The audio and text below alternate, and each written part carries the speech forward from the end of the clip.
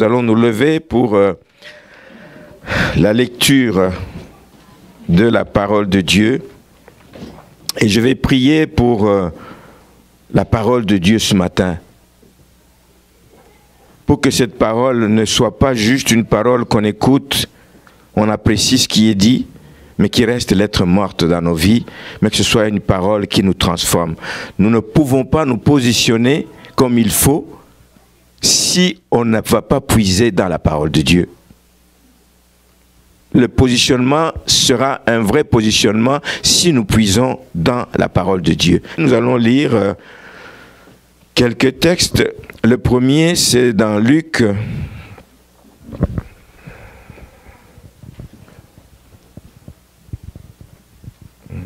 Nous allons lire un premier texte dans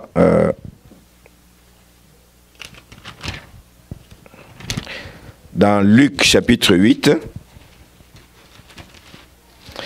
Et le deuxième texte, ce sera dans Néhémie. Luc chapitre 8.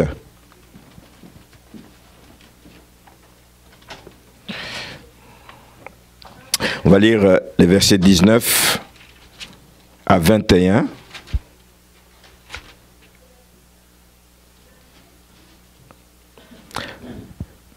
C'est Jésus qui parle. Il dit, la mère et les frères de Jésus vinrent le trouver, mais ils ne purent l'aborder à cause de la foule. Il était en train de travailler, il était en train de prêcher. Donc la mère et les frères de Jésus vinrent le trouver, mais ils ne purent l'aborder à cause de la foule. On lui dit, ta mère et tes frères sont dehors, et ils désirent te voir. Mais il répondit, ma mère et mes frères, ce sont ceux qui écoutent la parole de Dieu et qui la mettent en pratique. Ma mère et mes frères, ce sont ceux qui écoutent la parole de Dieu et qui la mettent en pratique. Et nous lisons un autre texte dans Néhémie, le chapitre 8. Là, je vais lire un peu plus de versets à partir du verset 1er. Alors tout le peuple s'assembla comme un seul homme sur la place qui est devant la porte des eaux. Ils dirent à Esdras le scribe d'apporter le livre de la loi de Moïse, prescrite par l'Éternel à Israël. Et le sacrificateur Esdras apporta la loi devant l'assemblée, composée d'hommes et de femmes, et de tous ceux qui étaient capables de l'entendre. C'était le premier jour du 7e mois. Esdras lut dans le livre depuis le matin jusqu'au milieu du jour, sur la place qui est devant la porte des eaux, en présence des hommes et des femmes et de ceux qui étaient capables de l'entendre. Tout le peuple fut attentif à la lecture du livre de la loi. Esdras, le scribe, était placé sur une estrade de bois, dressée à cette occasion. Auprès de lui, à sa droite, se tenaient Matithia, Shema, Anaja, Uri, Ilkija et Maseja, et à sa gauche, Pédaja, Mikaël, Malkija, Hashum, Ashbadna, Zacharie et Meshulam. Esdras ouvrit le livre à la vue de tout le peuple, car il était élevé au-dessus de tout le peuple. Et lorsqu'il l'eut ouvert, tout le peuple se tint en place. Esdras bénit l'Éternel, le grand Dieu, et tout le peuple répondit en levant les mains. Amen, Amen. Et ils s'inclinèrent et adorèrent l'Éternel, le visage contre terre. Josué, Bani, Chérébia, Jamin, Akoub, Shabetaï, Odija, Maseja, Kelita, Azaria, Josabad, Anan, Pélaja et les Lévites expliquaient la loi au peuple et chacun restait à sa place.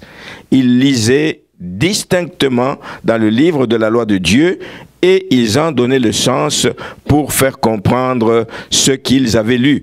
Néhémie, le gouverneur, Esdras, le sacrificateur, et le scribe et les lévites qui enseignaient le peuple, dirent à tout le peuple, « Ce jour est consacré à l'Éternel, votre Dieu. Ne soyez pas dans la désolation et dans les larmes, car tout le peuple pleurait en entendant les paroles de la loi. Ils leur dirent, allez, mangez des viandes grasses et buvez ce qui est doux et envoyez des portions à ceux qui n'ont rien de préparé.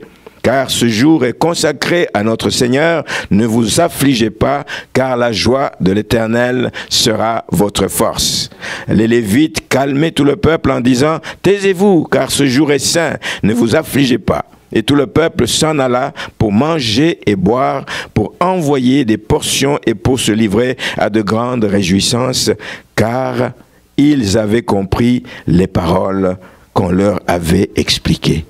Car ils avaient compris, pas juste entendu, pas juste écouté, mais ils avaient compris les paroles qu'on leur avait expliquées. Amen. Vous pouvez vous asseoir.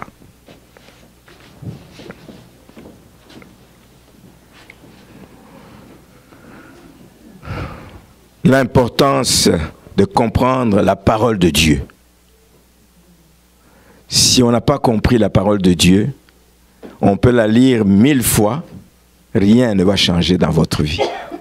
Ça va être une bonne lecture, par moments de belles histoires, par moments des histoires qui vous fatiguent, mais ça va juste être ça. D'où l'importance de comprendre. Quand on a compris, alors on peut prendre position. Quand on a compris, alors on peut prendre des actions. Quand on a compris, alors on peut décider de changer quelque chose dans notre vie. Mais quand on n'a rien compris, on va périr. Mon peuple périt faute de connaissance. Ce n'est pas qu'il ne connaissait pas dans le sens de connaître les versets. Il connaissait les versets, mais tu peux connaître tous les versets du monde. Mais si tu n'es pas capable de les méditer et de tirer quelque chose pour ta propre vie, rien ne va se produire. La parole de Dieu est une nourriture, il faut la mâcher pour qu'il en sorte quelque chose. Pas juste une nourriture que tu regardes, tu dis, oh, un beau plat ce matin. Tu ne veux pas te nourrir de ça, de juste voir le plat. Il faut entrer dedans, manger, avaler, qu'elle fasse un travail. C'est ça qui te donne l'énergie quand tu l'as avalé. Merci Seigneur. Nous voulons aussi, quand il s'agit de la parole de Dieu, l'entendre, l'aimer, la méditer pour aller chercher ce qu'il y a de précieux là-dedans. Merci Seigneur. Vendredi soir, on était ici pour un temps de prière. C'était un temps intense. J'aime des moments comme ça. J'aime des moments comme ça. Il y a un qui sourit là parce qu'il était présent. C'était bon. C'était bon. Un temps de prière, ça fait du bien. Ça fait du bien. Et nous parlions d'un texte qu'on ne va pas lire dans les Lamentations de Jérémie, le chapitre 3, versets 21 à 22, où on dit « Voici ce que je veux repasser continuellement dans mon cœur. Des choses qui vont me donner de l'espérance. » Et c'est ça, quand on lit la parole de Dieu, on retrouve dedans des choses qui vont nous donner de l'espérance, qui vont nous permettre de rester debout, qui nous permettre de ne pas abandonner à cause de ci, à cause de ça, de continuer à marcher en s'attendant. Des choses qui nous donnent l'espérance, on les trouve dans la parole de Dieu. Je vais repasser le fait que les bontés de l'Éternel ne sont pas épuisées, que ses compassions ne sont pas à leur terme. C'est un Dieu de renouvellement. Il renouvelle chaque matin ses bontés pour nous. Et tu le lis, et tu vois ce qu'il promet là-dedans, tu dis, waouh, ça te donne le goût de te lever et de continuer à marcher et à avancer. Voilà ce qu'il faut repasser dans notre cœur. Pas les nouvelles de la télévision, pas les nouvelles sur Internet, mais ce qu'il faut repasser dans notre cœur. Ce n'est pas les mauvaises nouvelles, tel gouvernement, telle guerre à tel endroit. Ce qu'il faut repasser dans notre cœur, c'est la parole de Dieu. Il faut la repasser dans notre cœur et c'est ça qui va nous donner la force de demeurer ferme et fort. Quand nous lisons la parole de Dieu, notre espérance augmente. Quand on repasse la parole de Dieu dans notre cœur, nous voyons combien Dieu est grand. Nous voyons combien il est fidèle. Nous voyons combien en lui nous trouvons tout ce que nous cherchons et que le monde ne peut pas nous donner. Nous les trouvons dans le Seigneur. Merci Seigneur. Alors quand on médite continuellement la parole de Dieu, on est rempli de confiance. Ceux qui aiment la parole de Dieu, ce sont des gens qui sont confiants. Pas confiants en leur richesse, pas confiants en leur savoir, pas confiants parce qu'ils ont une grosse église, pas confiants parce qu'ils sont issus d'une famille, pas confiants parce qu'ils ont déjà accumulé un bon capital pour la retraite. Confiants parce qu'il y a quelqu'un qui s'occupe d'eux. Amen. Et ce quelqu'un ne dort ni ne sommeille. Et ce quelqu'un continue à parler au cœur de la personne quand il lit la parole et dit « Oui, je sais sur quoi je tiens. » Amen. Je sais sur quoi je tiens. On est rempli de confiance, on arrive à avancer malgré les problèmes de parcours et on regarde l'avenir avec confiance, sans crainte. Sans crainte. Vous pouvez avoir de la crainte, la peur, vous pouvez vous poser mille et une questions. Ce n'est pas ça qui va changer votre condition. Il vaut mieux dire, ben écoute, autant que je mette confiance en quelqu'un qui ne me décevra pas, en quelqu'un qui sait ce qu'il me faut et qui me le donnera de toute façon, en quelqu'un qui est capable de me garder. Donc la parole de Dieu, c'est un bon outil de positionnement. Cette année, je vous encourage à prendre beaucoup de temps, à trouver le plaisir d'aller scruter la parole de Dieu. C'est une bonne aide dans cette année de positionnement. Et c'est à juste titre d'ailleurs que le psalmiste nous dit dans le psaume 119, qui parle beaucoup de l'impact de la parole de Dieu, le psaume 119, le verset 105, il dit que ta parole est une lampe à nos pieds, une lumière sur notre sentier. On ne marche pas dans les ténèbres. Il y a la parole qui nous éclaire. Amen. Nous savons où nous nous en allons quand nous lisons la parole de Dieu. Dans le même psaume 119, au verset 162, dit « Je me réjouis de ta parole comme celui qui a trouvé un grand butin. » Waouh! C'est plus que la loto. C'est la loto ou le loto, je ne sais pas. En tout cas, peu importe. Je me réjouis de ta parole. Pas de mes possessions, pas de mes relations. Je me réjouis de ta parole comme quelqu'un qui a trouvé un grand butin, un grand trésor qui est caché à plusieurs. Mais quand tu plonges dans la parole de Dieu, tu trouves ce trésor que beaucoup d'autres ne peuvent pas trouver autrement. Je me réjouis de ta parole. Et nous savons combien le peuple de Juda, revenant donc de la captivité, a compris l'importance de revenir à Dieu en revenant à sa parole. Ils s'étaient éloignés. Ça leur a valu tout ce qu'ils ont connu. La déportation des années 70 ans en Babylonie, donc en captivité, à cause du fait qu'ils s'étaient éloignés de la parole de Dieu. Pas juste aller, mais de la mettre en pratique. Là, je vous encourage à la méditer, mais pour que vous la mettiez en pratique. Le peuple de Dieu ne l'a pas compris, ça lui a valu ce que ça lui a valu. Amen. À un moment donné, ce peuple était comme sourd à la parole de Dieu. Il considérait la parole de Dieu comme une honte. La Bible nous dit dans Jérémie, chapitre 6, le verset 10, la parole de Dieu était pour eux, pour le peuple d'Israël, le peuple de Juda à ce moment-là, comme un opprobre, comme un sujet de honte. Ils n'y trouvaient aucun plaisir. Puissiez-vous, à l'inverse des enfants de Juda, trouver du plaisir quand vous lisez la parole de Dieu. Il y a quelqu'un qui vit avec moi, quand elle a lu un verset, qu'elle est touchée, elle se lève tout de suite. Peu importe ce que je suis en train de faire. Elle vient me voir. Il faut que je te partage quelque chose. Il faut, et comme elle vient de découvrir quelque chose, elle dit, c'est tellement bon, je ne peux pas le garder pour moi. Elle vient. Je dis, je travaille. Elle dit, 2 minutes. C'est comme ça qu'elle dit toujours. 2 minutes. Elle me partage ça. Et puis elle me communique cette joie qu'elle a trouvée. Et moi aussi je suis fort et je continue à faire ce que je faisais parce que j'ai repris des forces. La parole de Dieu est un grand butin. C'est un trésor. Un trésor. Un trésor que je vous invite à découvrir. Donc, pour n'avoir pas suivi les consignes de la parole de Dieu, ce peuple a été dans la déportation parce qu'ils ont provoqué la colère de Dieu. Ça a duré 70 ans de captivité.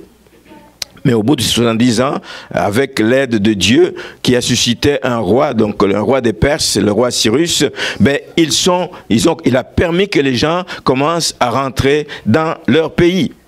Et vous savez, je ne vais pas le reprendre, toutes les phases. Ils ne sont pas rentrés en même temps. Il y a trois phases dans lesquelles ils sont revenus. Première phase avec Zorobabel, et ils se sont appliqués à la reconstruction du temple qui avait été détruit. Le temple était important pour eux parce que c'était le lieu de rencontre avec Dieu. C'était le lieu où ils trouvaient, la présence de Dieu était là.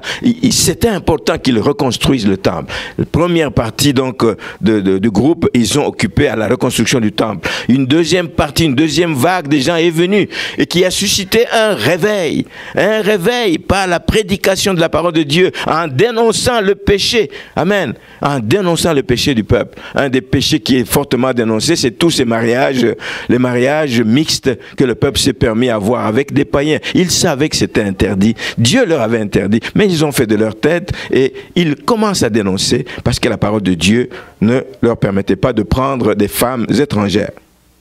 Et la troisième vague, où nous sommes donc avec Néhémie, ils viennent pour, non plus la reconstruction du temple, c'était déjà fait, ils viennent pour reconstruire la muraille de Jérusalem qui avait aussi été détruite. Et une muraille était importante dans les villes à l'époque parce que ça avait plusieurs destinations, ça avait plusieurs rôles. Une muraille jouait un rôle de protection contre les gens qui pouvaient venir épouser leurs filles. On contrôlait les gens qui entraient, on savait qui entraient, où ils allaient, ce qu'ils allaient faire. Ça avait une protection sociale du peuple contre des mariages étrangers. Il y avait une sécurité politique, on contrôlait l'immigration, les mouvements qui étaient entrés chez nous. Il y avait aussi un rôle spirituel là-dedans parce que c'était une façon d'isoler le peuple, amen, pour mieux l'encadrer. Pour mieux l'encadrer. Merci Seigneur. Donc, le texte que nous venons de lire dans Néhémie ici, c'est un texte important qui permet nous permet de voir combien le peuple a pris conscience de la nécessité de revenir aux sources, de revenir à ce que Dieu leur a donné, la parole, sa parole, les Écritures. Il y avait des directives, il y avait la volonté de Dieu qui était exprimée dedans. Et le peuple a compris l'importance. Après avoir passé des années en captivité, on dit, on a intérêt à s'aligner, à s'ajuster. On a intérêt à s'ajuster et ils ont compris cette importance. Et un réveil est survenu au milieu de ce peuple qui trouvait la parole comme un opprobre, mais ils ont trouvé l'occasion de se réveiller de leur torpeur, de leur sommeil, et ça a été vraiment un succès. Ce moment où on est revenu à la parole, et le texte que nous avons lu, nous voyons qu'ils ont pris le temps. Nous allons voir les différentes étapes qui sont à la base de ce succès. Le réveil est venu parce qu'il y a des étapes qui ont été franchies, parce qu'il y a des facteurs, il y a des choses qui ont été faites. Nous allons les voir tout de suite. D'abord, au début de ce texte, on dit « c'est tout le peuple qui s'assembla comme un seul homme sur la place qui était devant la porte des eaux. » C'est tout le peuple. Il n'y en a pas qui ont dit « non, nous restons dans nos maisons, nous sommes fatigués ». Tout le peuple, verset 1er, s'assembla comme un seul homme. Nous sommes dans Néhémie chapitre 8, verset 1er. Il s'assembla comme un seul homme. Il y a eu une unité de cœur. Unité physique aussi parce qu'ils étaient tous présents, mais il y avait une unité de cœur parce qu'ils étaient d'accord. D'accord pour que Esdras, nous allons voir que c'est d'ailleurs lui, le peuple qui a demandé à Esdras de lire. C'est pas eux qui ont dit, c'est pas Esdras qui a décidé, mais c'est le peuple qui a demandé qu'Esdras, qui était connu comme un scribe, de venir aller leur dire et leur expliquer le contenu de la parole de Dieu. L'unité du peuple est importante. Dans une église, nous avons besoin d'unité. C'est un facteur de succès indéniable. Quand nous commençons à nous déchirer dans l'église, quand chacun commence à regarder son intérêt, et de toute façon, ce n'est même pas recommandable. Je le disais en début de culte tout à l'heure, je dis, mais quand on sert le Seigneur, on le sert pour qui il est. On ne le sert pas pour que moi j'y trouve mon compte. On le sert pour qui il est, pour que lui puisse trouver plaisir dans ce que nous faisons. Nous avons besoin d'avoir cette unité de vision, unité dans la direction que nous prenons, qu'on cesse de tirailler à gauche, à droite. Ça affaiblit beaucoup l'œuvre de Dieu. Tous comme un seul homme. Ils ont reconnu qu'ils étaient tous des enfants d'une même famille. C'était le sang de leurs ancêtres qui coulait en eux, le même sang d'Abraham qui coulait en eux. Ils n'avaient pas de dieux différents, ils avaient le même Dieu, ils avaient la même foi, ils avaient la même loi, les mêmes directives, la même constitution si vous voulez.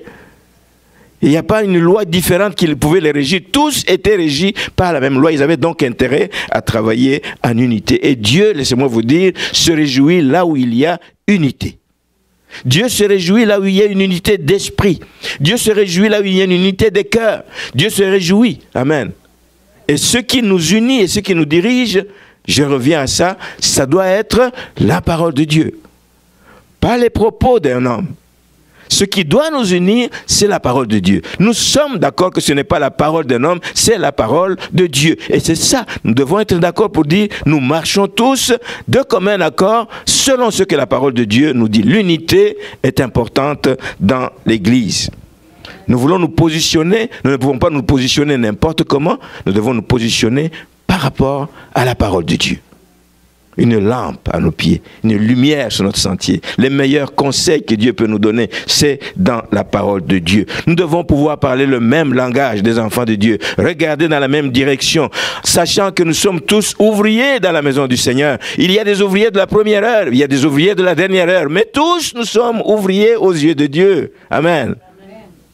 D'un même cœur. L'unité dans la vision, l'unité dans la parole de Dieu, basée sur la parole de Dieu. La deuxième chose, c'est toujours à la suite, au verset 2, on le voit, on dit, le sacrificateur Esdras apporta la loi devant l'assemblée, composée d'hommes et de femmes, et tous ceux qui étaient capables de l'entendre, c'était le premier jour du 7e mois. Il vient lire la parole parce que c'est le peuple qui demande. C'est le peuple qui a besoin de réentendre la parole de Dieu. Ça fait des années, nous avons été en captivité, on a été coupés de tout ça. On a besoin de réentendre ce que le Seigneur nous a prescrit, ce qu'il nous a laissé comme consigne, ce qu'il nous a laissé comme directive. Ce n'est pas sa propre initiative, mais c'est le peuple qui demande qu'on restaure une pratique qui existait dans l'ancien temps. Dans Deutéronome chapitre 31, le verset 10 à 13, montre que tous les 7 ans, les gens devaient se retrouver pour qu'on relise tous les prescrits de Dieu. On peut lire ce texte dans Deutéronome chapitre 31.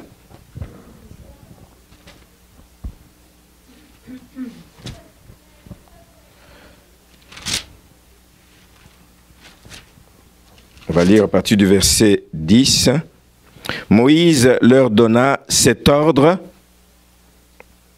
tous les 7 ans, à l'époque de l'année du relâche, à la fête des tabernacles, quand tout Israël, c'est toujours tout Israël, pas une partie d'Israël, quand tout Israël viendra se présenter devant l'Éternel, ton Dieu, dans le lieu qu'il choisira, tu liras cette loi devant tout Israël.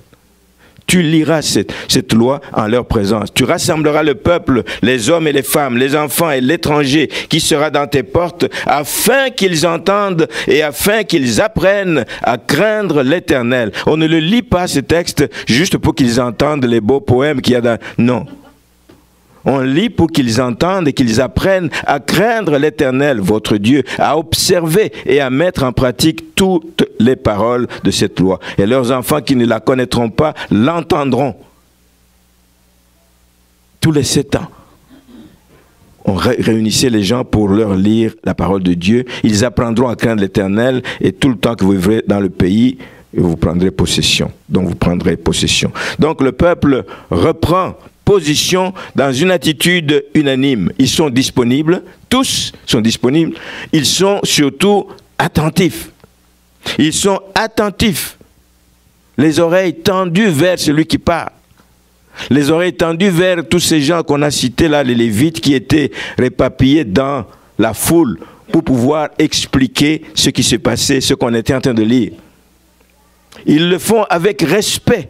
Amen. Debout, durant qu'on faisait la lecture de la parole de Dieu. Voilà pourquoi des gens qui nous visitent ne savent peut-être pas pourquoi. Je dis toujours, levons-nous pour la lecture de la parole de Dieu. Ça vient de là. Ils étaient debout pendant qu'on lisait la parole de Dieu. Et laissez-moi vous dire qu'on dit que ça a duré du matin jusqu'à quasiment à midi. Donc, ils sont restés debout pas mal longtemps. Plus longtemps que nous. Amen. Le respect de la parole de Dieu. Il participait, quand on lisait la parole, il disait Amen, Amen. C'est ça qu'on attend d'ici. Hein? un chant qui nous fait penser aux promesses de Dieu, on dit Amen. Dans l'Assemblée de Dieu, il faut qu'on réagisse. Amen. Il y a un homme qui, dans une église, oui, un homme dans une église, il se trouve au fond de la salle là-bas. C'est comme quelqu'un qui est un homme de la rue là. Et lui, il est touché par ce qui est dit en avant. Quand on lit la parole de Dieu, Alléluia, Alléluia. C'est dans une église plutôt calme, le pasteur voit que tout le monde commence à dire, mais il dérange. Et on dit au pasteur, il dit, mais il faut trouver le moyen de le faire taire. Le pasteur est allé lui proposer de lui acheter des chaussures, je ne sais pas comment vous appelez, des beaux souliers. Il avait des choses délabrées là, donc il lui achète des beaux souliers. Il dit, mais s'il te plaît, je t'achète de beaux souliers, mais il ne faut plus jamais crier. Il ne faut plus jamais crier. Il a dit, ok, merci. Il est parti. Dimanche d'après, il est revenu dans l'église. Belle parole, il dit, Alléluia, Alléluia. Avec ou sans souliers, Alléluia. Tu veux récupérer tes souliers, Alléluia. La participation. Un culte n'est pas un spectacle. Un culte, c'est une vie en commun. Nous vivons un moment ensemble. Il faut exprimer les sentiments que vous éprouvez en vous. On l'exprime dans la prière, on l'exprime en participant au chant, on l'exprime avec des Amen. Alléluia. Merci Seigneur. Hein? Participation à la prière avec des Amen, avec des mains levées. Des fois, ce n'est pas nécessaire de crier Amen, des mains levées simplement devant le trône. Alléluia. Ça exprime beaucoup devant Dieu. Ça exprime beaucoup. L'adoration, le visage contre terre. Amen. Il y avait le respect au milieu de ces gens là-bas. Ils avaient du respect pour la parole de Dieu. On va aller plus loin au verset 7 et 8 où on voit toutes ces personnes qui expliquaient. Le verset 7, je ne vais pas reprendre tous ces noms, c'est des Lévites qui expliquaient la loi au peuple.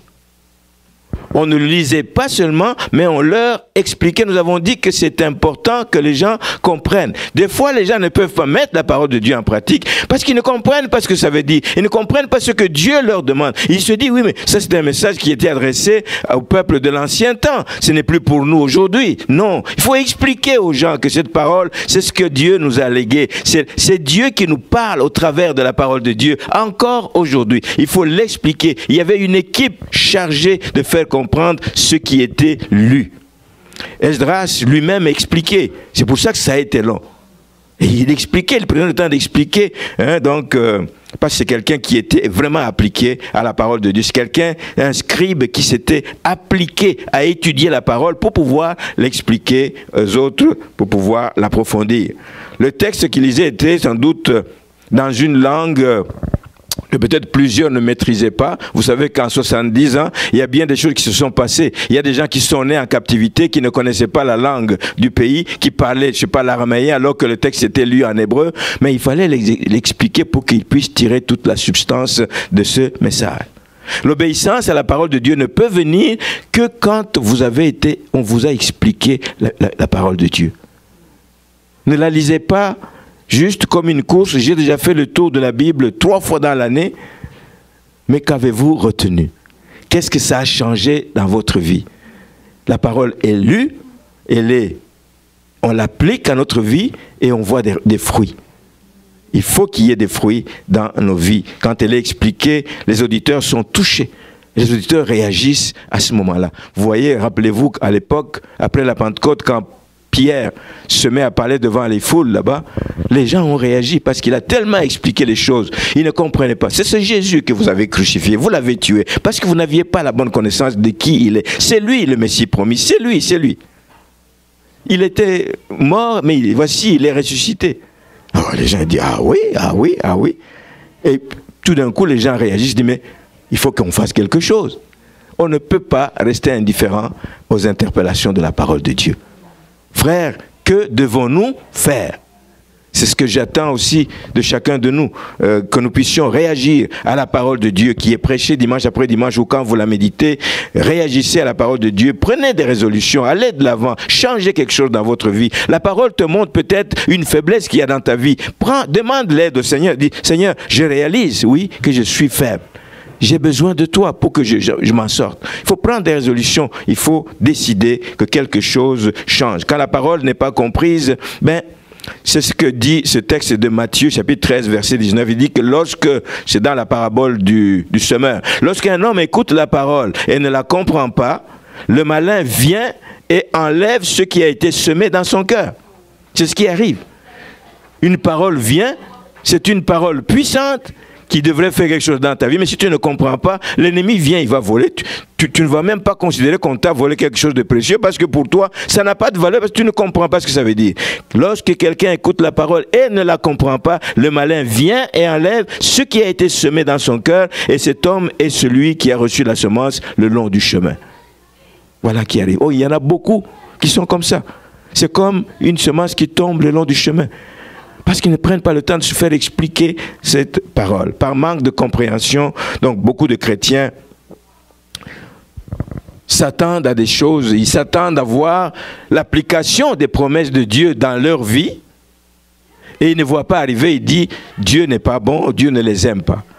Mais les promesses de Dieu sont toujours précédées de beaucoup de si. Si tu fais ceci, alors tu feras cela. Si tu fais ceci, alors ceci va arriver. Mais si tu n'appliques pas la partie qui est en avant, mais ne t'attends pas à l'autre partie. Donc, par manque de compréhension, vous attendez de voir la main de Dieu dans vos circonstances et rien ne se produit parce que c'est des cœurs qui sont éloignés de ce que dit la parole de Dieu. Il faut l'accueillir et il faut la mettre en pratique. Au verset 9, Néhémie le gouverneur, Esdras le sacrificateur et les Lévites qui enseignaient le peuple dirent à tout le peuple, ce jour est consacré à l'Éternel, ne soyez pas dans la désolation.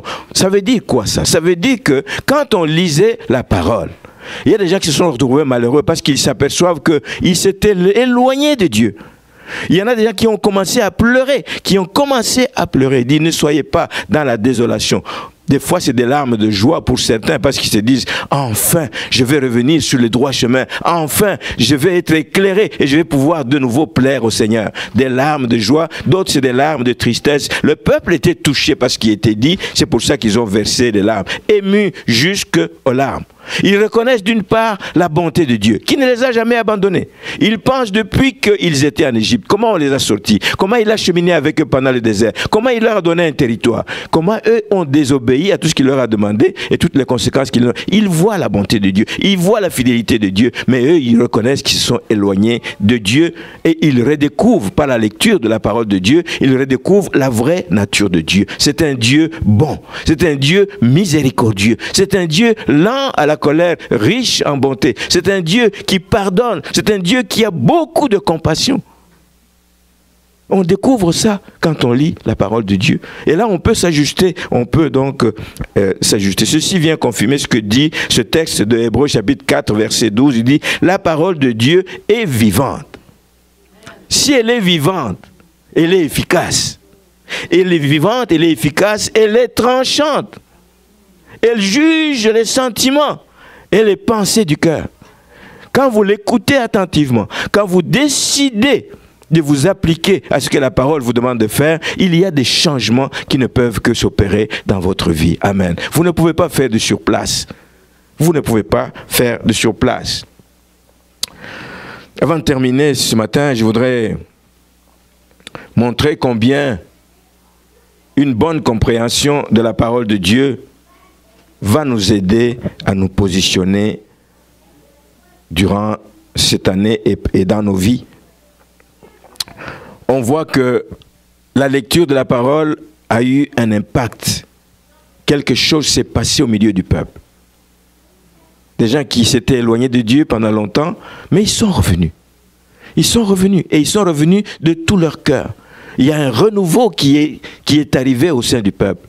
Il y a comme un feu nouveau qui a embrasé le peuple, de sorte que le peuple a commencé à changer. Il y a un mouvement qui s'en est suivi. Il y a des conséquences qui arrivent lorsque on s'applique à la parole de Dieu et qu'on accepte de la mettre en pratique. On le voit un peu plus loin dans le texte. On n'a pas lu cette partie, mais il est dit ceci.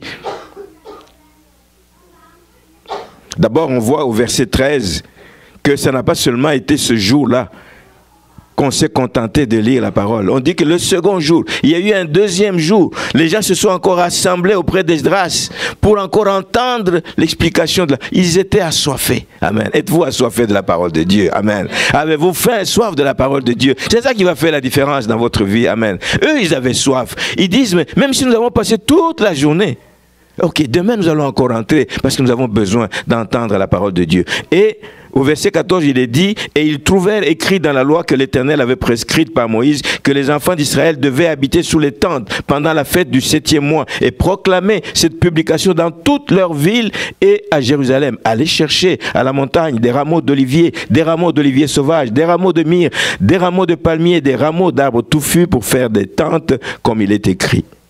Ah, ils apprennent, c'est dit, oh, il y a un temps où nous devions sortir de nos maisons.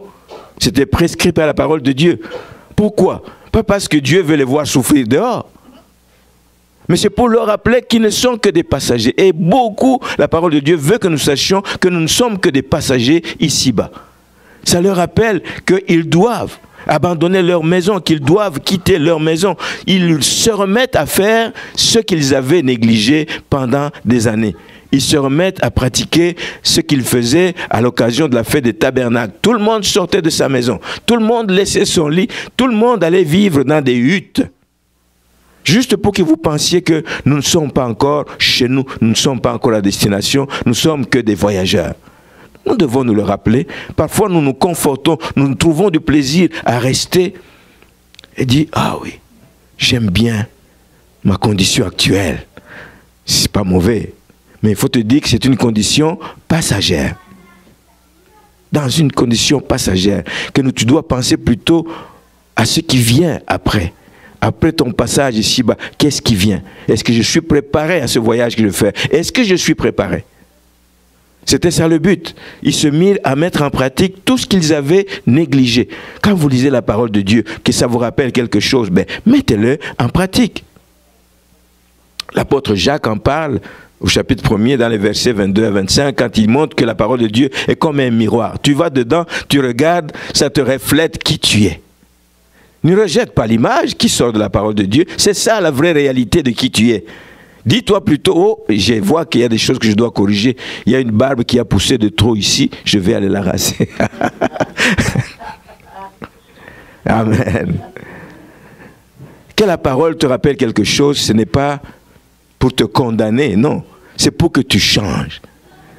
Ne reste pas indifférent quand la parole te le rappelle. Quand on regarde dans un miroir, il faut changer, il faut corriger ce qui n'est pas beau. Il faut corriger. Hein? Les dames, quand ils font leur maquillage, là, regarde dans le... Tu ne fais pas le maquillage comme ça, vite, vite, parce que tu es pressé. Aller à l'église, tu vas arriver ici multicolore. Là. Hein? Tu vas dans un miroir, devant un miroir, tu regardes. Ah oui, ce côté c'est beau. Amen, amen. C'est la même chose quand nous allons dans la parole de Dieu. Est-ce que je suis beau devant le Seigneur? Est-ce qu'il m'agrée dans cet état où je suis? Où tu vois que ce côté est sale, tu vas aller laver encore. C'est ça la réaction que nous devons avoir. Donc il y a eu des conséquences dans ce peuple quand ils ont écouté le message. Ils ont réagi et ils ont commencé à appliquer ce qu'ils n'appliquaient plus, que Dieu attendait d'eux. Plus loin, ça continue au chapitre 9, le verset 2, il dit « Ceux qui étaient de la race d'Israël, s'étant séparés de tous les étrangers, se présentèrent et confessèrent leurs péchés et leurs iniquités de leurs pères. » Ça rappelle ce qui était lu, donc l'obligation qu'ils avaient de ne pas épouser des femmes étrangères. Ben, écoutez, oh, mais c'est une femme que j'ai depuis longtemps, mais la Bible dit ceci. C'est une femme que... La Bible dit ceci. Tu veux marcher conformément à la parole de Dieu, tu vas t'appliquer à ce que la Bible dit. Et eux l'ont fait. Eux l'ont fait. Ils ont décidé d'abandonner leur faute. Ils ont décidé de chasser donc toutes ces femmes étrangères, de s'en séparer. Et ils l'ont fait au cours d'un temps de jeûne et de prière. Ils ont confessé. Ils ont pris le temps de confesser leur faute devant le Seigneur. Et puis, ils se sont rajustés pour continuer le chemin. Dans l'épître de Jacques, il nous dit la même chose. Au chapitre 4, nous invite à faire la même chose. Il dit, approchez-vous de Dieu. Comment nous nous approchons approchons de Dieu quand nous allons dans sa parole, nous nous approchons de lui. Approchez-vous de Dieu et il s'approchera de vous. Nettoyez vos mains, pécheurs, purifiez vos cœurs, hommes irrésolus. Sentez votre misère. Quand je lis un verset qui me met en face quelque chose qui n'est pas conforme à la parole de Dieu, je sens ma misère. Je sens ma misère. Je suis dans le deuil et dans les larmes. Il dit, humiliez-vous devant le Seigneur et il vous élèvera. Amen. Et il continue plus bas et ne parlez pas mal les uns des autres. C'est tout ça. Nous trouvons toutes ces choses dans la parole de Dieu. Ce n'est pas juste attendre que ce soit prêché ici en avant. Quand vous le lisez dans la parole de Dieu, ça a toute sa valeur. Celui qui parle ici en avant, moi je n'ai aucune autorité. Je le disais, je ne sais pas quel jour. Je n'ai aucune autorité, je le disais mercredi. Si je peux avoir une autorité, c'est l'autorité de la parole qui sort de ma bouche. C'est l'autorité de la parole qui doit agir dans votre vie. Ce n'est pas celle d'un homme. Moi, vous pouvez ne pas m'obéir, mais obéissez à la parole de Dieu. Amen. Merci Seigneur. Même chose, on voit plus loin au chapitre 10, et je termine avec ça, le verset 29 qui nous dit ceci. 28, le reste du peuple, les sacrificateurs, les lévites, les portiers, les chantres et les nétiniens, et tous ceux qui s'étaient séparés des peuples étrangers pour suivre la loi de Dieu. Donc, les gens ont mis en pratique.